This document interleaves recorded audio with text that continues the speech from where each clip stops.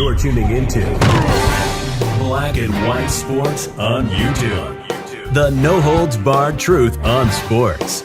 The main event starts. All right, Black and White Sports supporters. Well, it's never a great day when you get up and you want to go online to find the latest update on your former football coach. And the first place you have to type in is TMZ.com. That's never a good sign. That's never a good sign at all. So I did the video late yesterday evening. Sherrone Moore fired at Michigan. Look, I said last night, I don't know that he was particularly safe if this hadn't happened, as far as his job goes.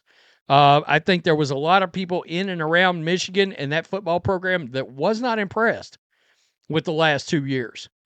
All right? And him defeating Ohio State last year probably earned him this year. And then you get blown out. It's non-competitive in that game. We know how that game's looked at. And whispers kind of started. All right? But now you add in all of this drama. And guys, I'm going to keep it real here. You have no idea how much this kind of thing happens. Not only throughout society, but coaching. I'm not talking about I'm going to go threaten somebody and this and that and the other. But the whole adultery thing among married people, I'm going to keep it real. Even where I'm at right here in a very, very, very, very conservative area in Texas, this shit's rampant. Now, I don't know what it's like now, but back when I was, say, 30, wow. It would have been a struggle to find somebody that one of the two parties wasn't into something, to be honest. Which is unbelievable. It's kind of sad to say, you know. Former Michigan football coach spent the night in county jail hours after his firing. Former Michigan football coach Sherrone Moore was still jailed Thursday morning, according to court records, less than 24 hours after he was fired for what the university said was, quote, inappropriate relationship with a staff member. Well, okay. I don't know that this is her. A lot of people are saying this is possibly the woman right here, like caught red-handed. I don't know that this is accurate. I don't know that that's who she is, but that is what is going around the rumor mill right out there on television. Polly Market, I got to tell you, that's a wild follow. It is a wild follow. Sherrone Moore caught in 4K with his alleged side piece is crazy. I mean, wow. Red-handed in the act. Wow. Raise your hand if you're standing next to your side piece. Oh, damn. He did wave at somebody. Yep, it's me. We don't know. We don't know if that's her or not. But that is the heavy rumor right now. Washtenaw County Jail did not provide information about why the 39-year-old Moore was detained, details on his bond, or whether any court appearances were scheduled. In response to media inquiries about Moore, the Pittsfield Township Police Department issued a statement that did not mention anyone by name. According to the statement, police were called to investigate an alleged assault in Pittsfield Township, a couple of miles south of Michigan Stadium, and took a person into custody. The incident was not random. There was no ongoing threat to public safety, police said, and the person was jailed pending a review of charges by prosecutors. Quote, given the nature of the allegations, the need to maintain the integrity of the investigation and its current status at this time, we are prohibited from releasing additional details. Michigan said it fired Moore for cause after finding evidence of his relationship with his staffer ending up and down a 2-year tenure that saw the Wolverines take a step back on the field after winning the national championship and getting punished by the NC2A. We all know the statement that's come out by now. Moore was getting a $5.5 million salary. People are now, of course, as you can imagine, and I'm not going to lie, being a Michigan fan, what's our coaching options? Because a lot of people that, sorry LSU, but I mean, so now I'm like, what's Sark doing?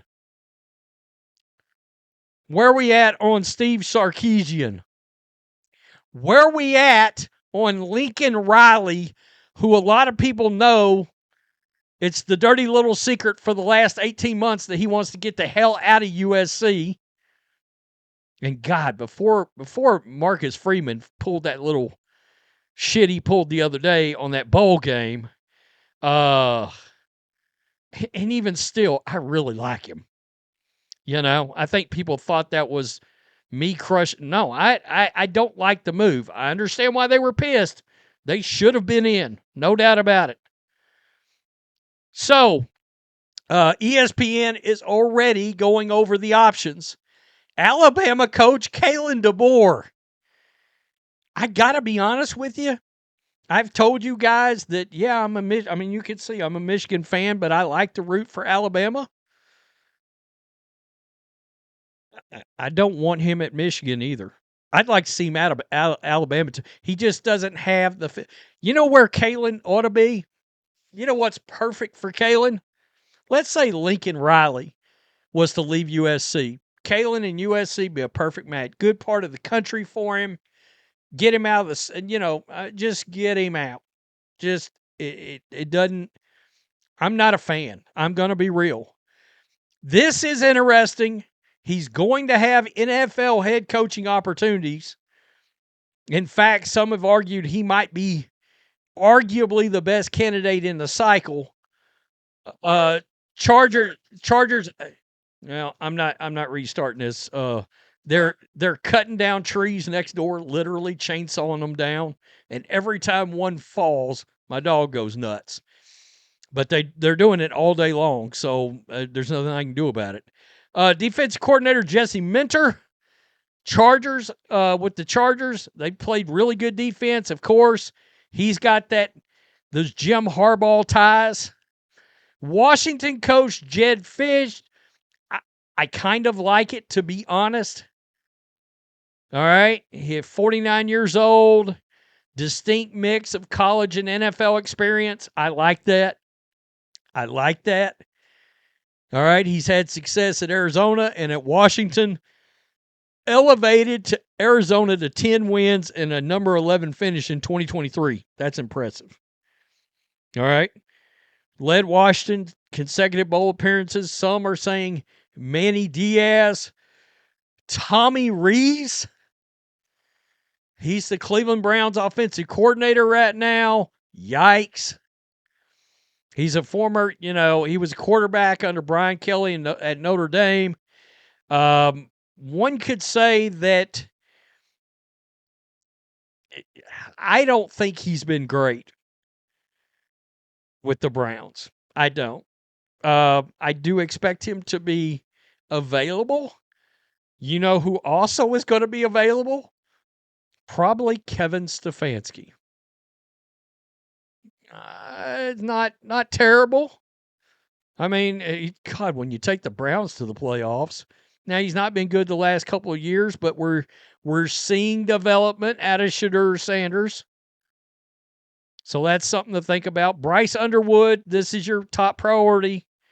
Maintaining him, keeping him at quarterback. You're worried about losing a lot of players now. Andrew Marsh, Jordan Marshall. I mean, you become concerned. And you would think, say a Jesse Minter comes in, somebody that's got Harbaugh ties, you would think you might be able to keep some of those guys, right? I would like to see, personally, an offensive guy come in there. That's why I think you make a run, you call Sark. I mean, you call him.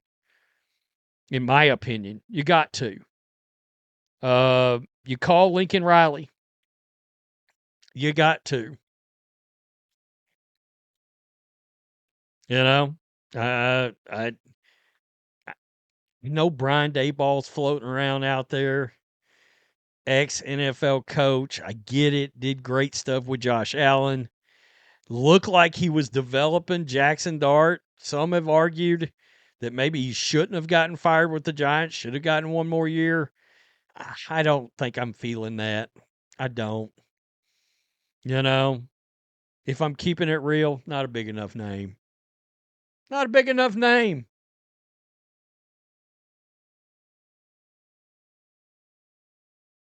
Tell me what you think, black and white sports supporters. I don't know. I'm going to say it. Fuck it. Mike Tomlin. Tell me what you think. Peace. I'm out. Till next time. Thanks for watching the show. Be sure to like, comment, and subscribe. Be sure to tune in next time on Black and White Sports.